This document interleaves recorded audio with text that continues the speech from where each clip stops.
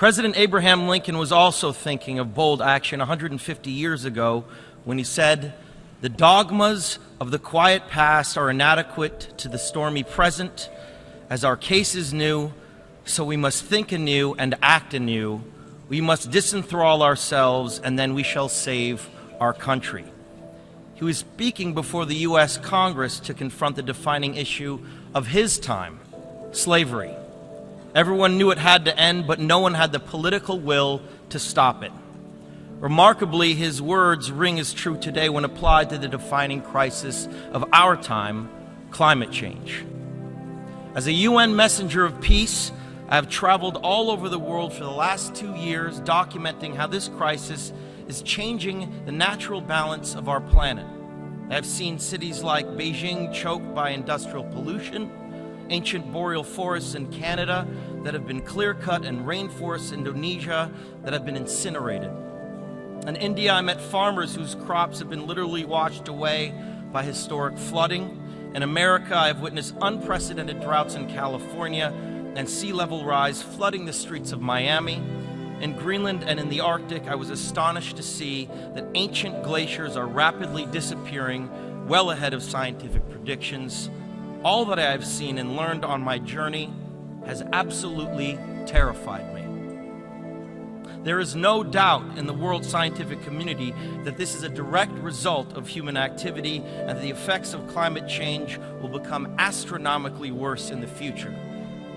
You know that climate change is happening faster than even the most pessimistic of scientists warned us decades ago. It has become a runaway freight train, bringing with it an impending disaster for all living things. Now think about the shame that each of us will carry when our children and grandchildren look back and realize that we had the means of stopping this devastation, but simply lacked the political will to do so. Our planet cannot be saved unless we leave fossil fuels in the ground where they belong. Massive change is required right now, one that leads to a new collective consciousness, a new collective evolution of the human race, inspired and enabled by a sense of urgency from all of you. We all know that reversing the course of climate change will not be easy, but the tools are in our hands if we apply them before it is too late. Now is the time for bold, unprecedented action. It is time to ask each other, which side of history will you be on? As a citizen of our planet, it is time to declare no more talk, no more excuses, no more 10-year studies, no more allowing the fossil fuel companies to manipulate and dictate the science and policies that affect our future. Lincoln's words still resonate to all of us here today. We will be remembered in spite of ourselves. The fiery trial through which we pass will light us down in honor or dishonor to the last generation.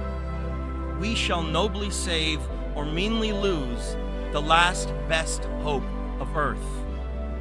That is our charge now. You are the last best hope of Earth. We ask you to protect it, or we and all living things we cherish are history.